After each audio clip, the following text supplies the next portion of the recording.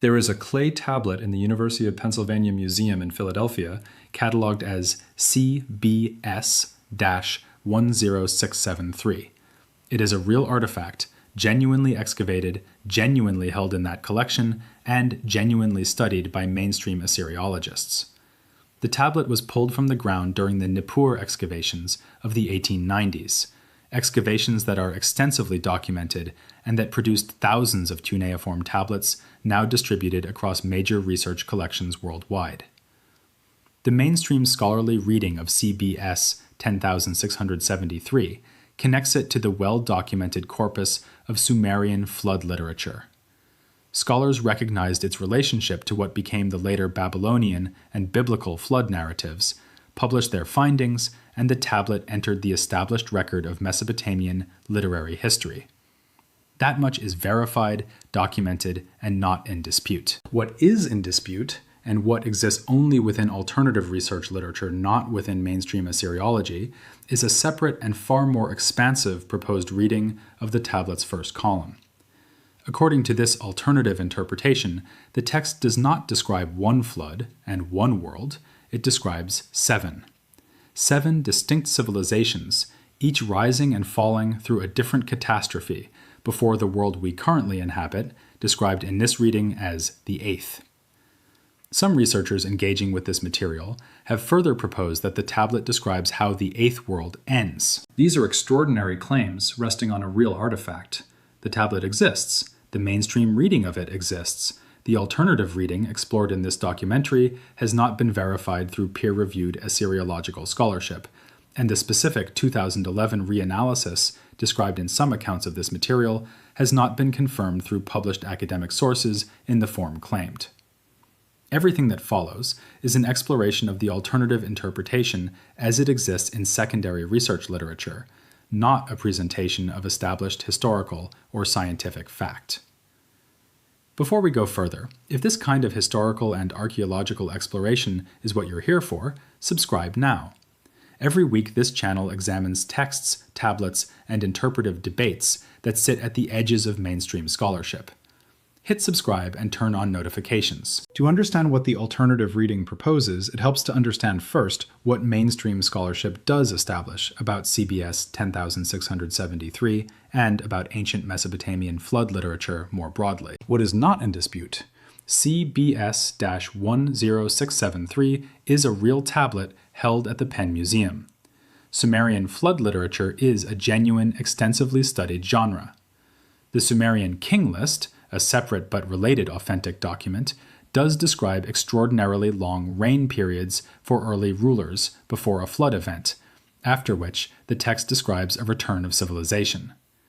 The motif of cyclical world ages appears across many genuinely ancient and unrelated cultural traditions, including Hindu cosmological texts describing yugas, Aztec accounts of 5 suns or ages, Hopi oral traditions describing earlier worlds, and Buddhist cosmological frameworks describing vast cycles of time.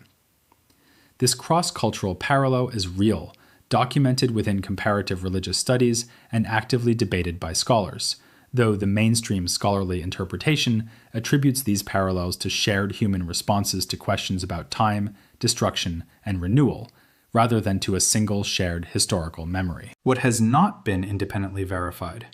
The specific alternative reading of CBS 10673 as describing 7 distinct civilizations with 7 distinct endings, the proposed 2011 computational reanalysis described in some accounts, and all specific translation content associated with this alternative interpretation.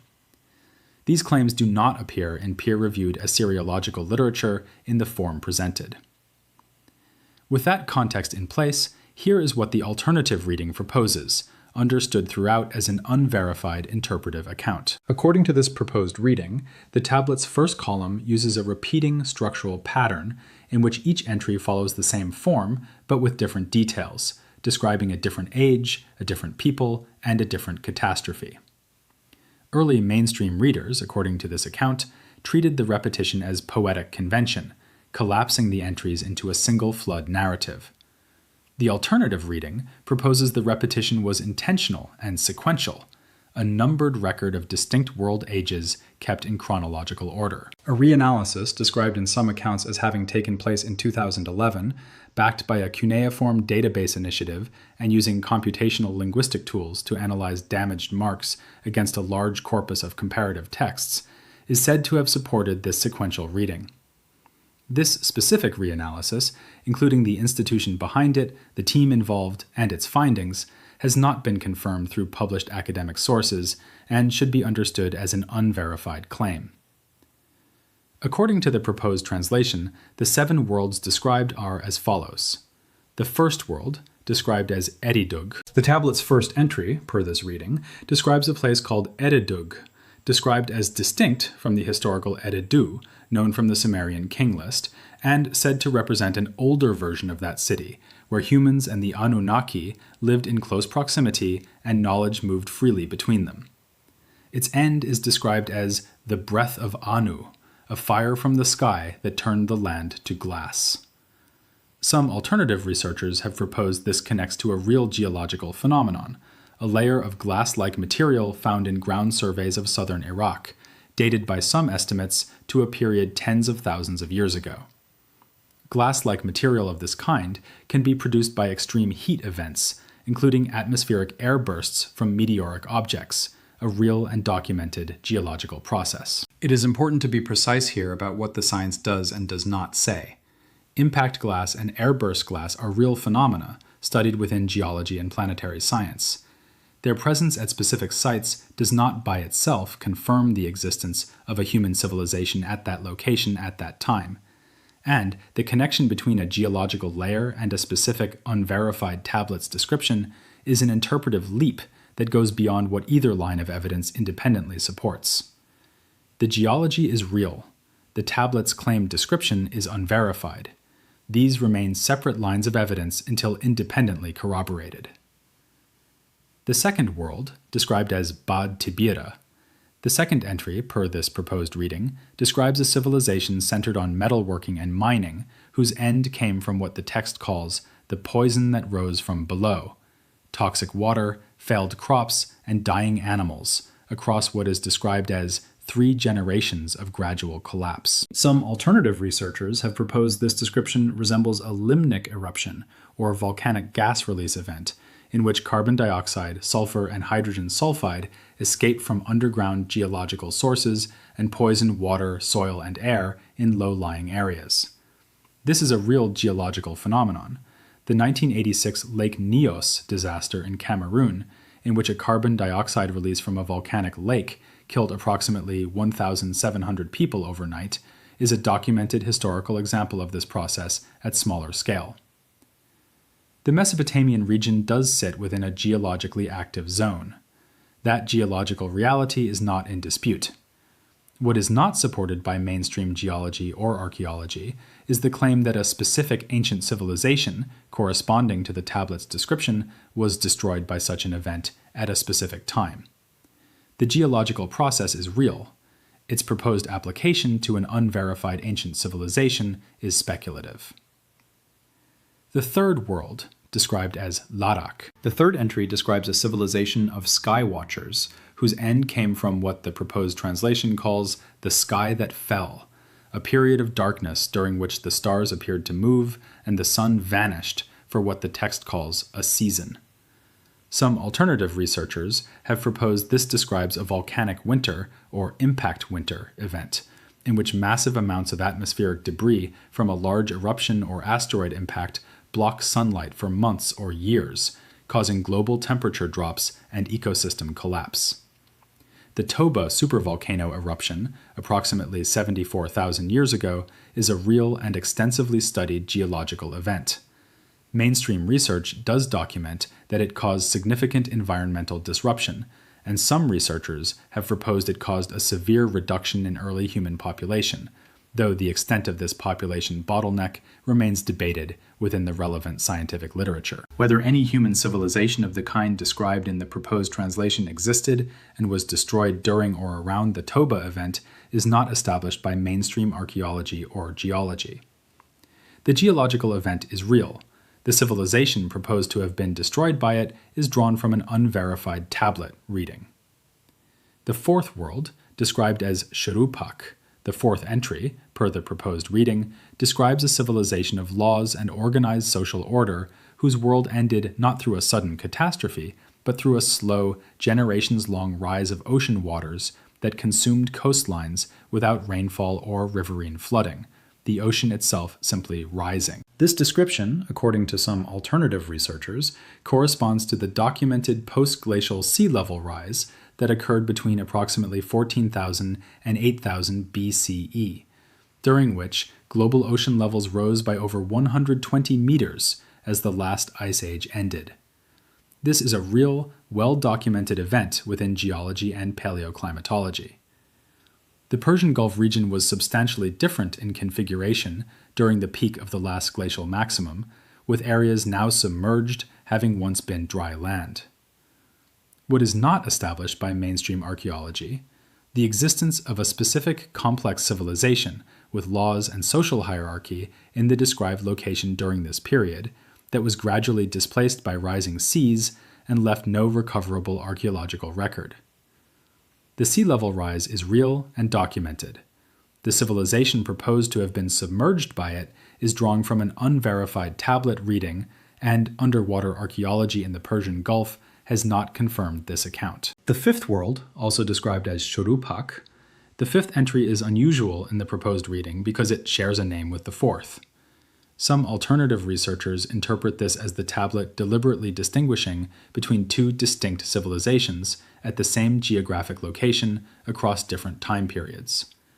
The end described is what the proposed translation calls the ice that moved, a force that ground cities to dust, pushed populations southward, and was followed by floods when it receded. This is proposed by some researchers as a description of a glacial advance and subsequent melt, the sequence of ice expansion, landscape destruction, and meltwater flooding associated with ice age cycles. Glaciation is a real and documented geological process.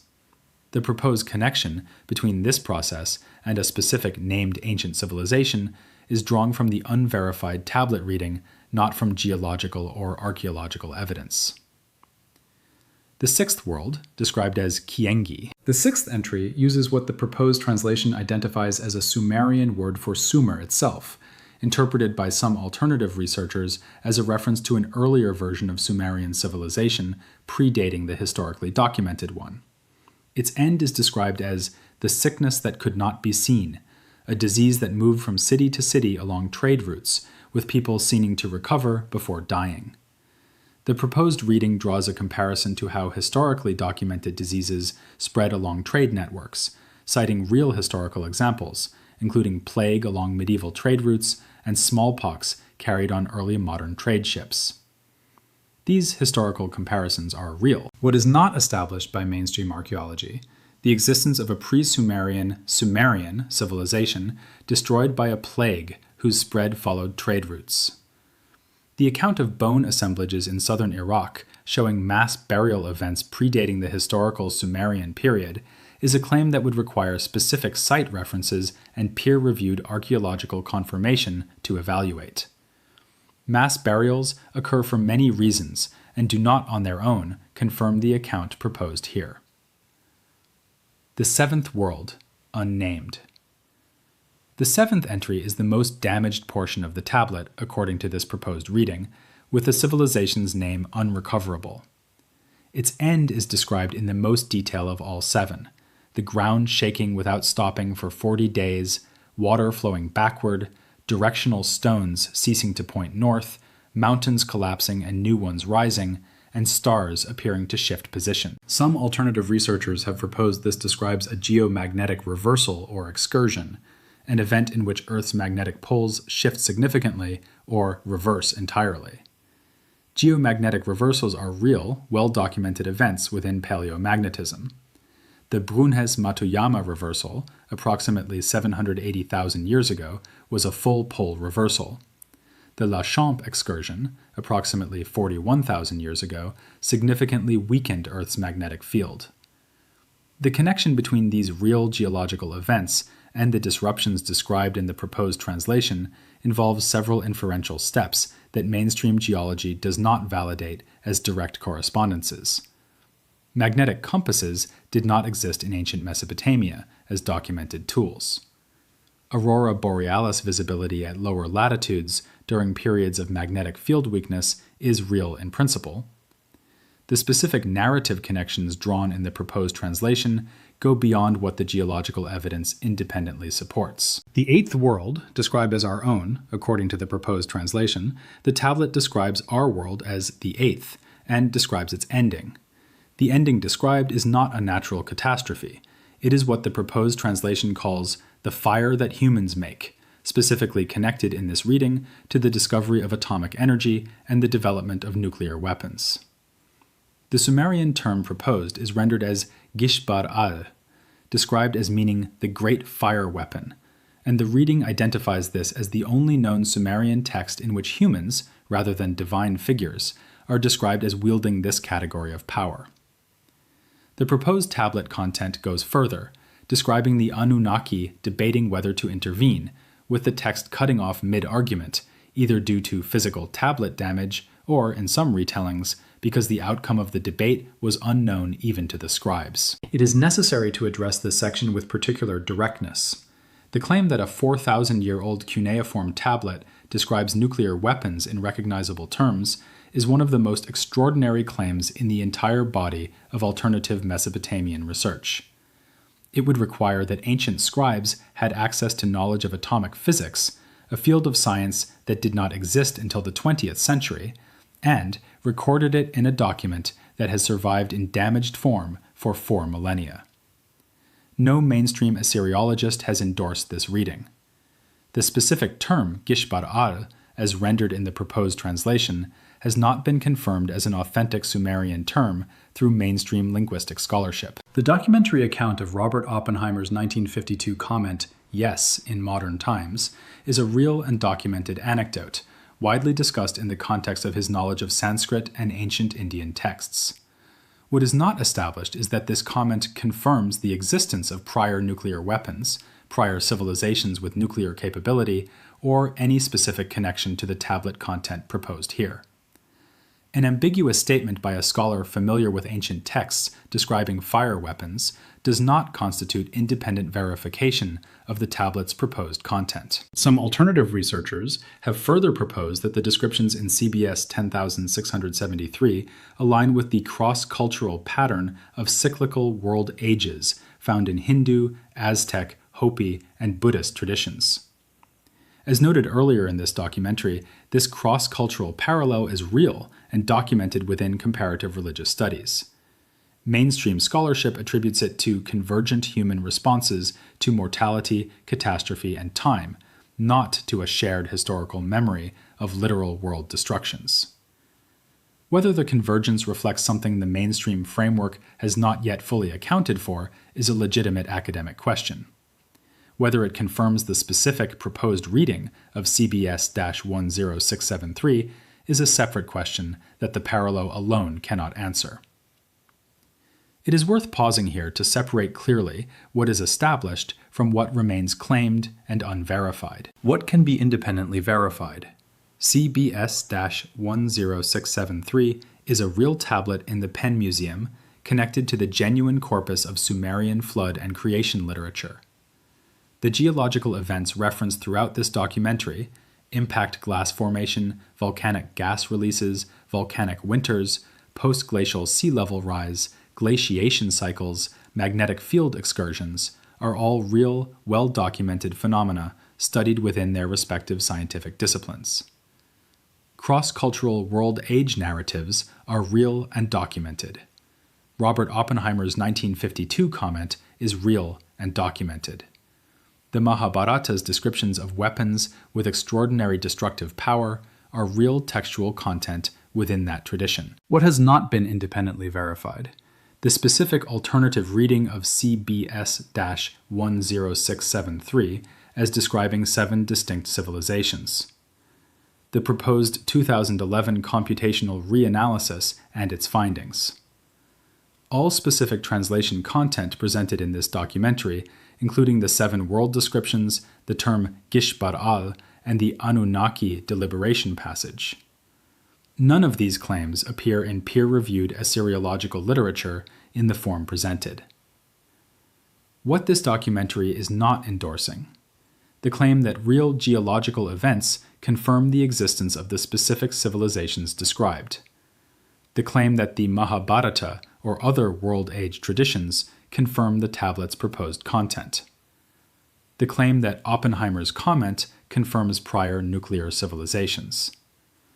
Each of these involves connecting real evidence to an unverified claim in a way that makes the unverified claim appear better supported than it actually is. What is worth holding on to, regardless of the specific claims explored here, is a genuine and remarkable historical reality.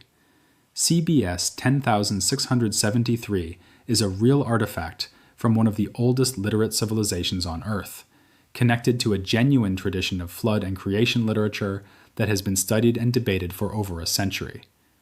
The geological events described throughout this documentary are real and have genuinely shaped human and pre-human history in ways we are still working to fully understand. The cross-cultural pattern of World Age narratives is a genuine puzzle within comparative religion and anthropology. These are all worth knowing and worth studying further through reliable sources.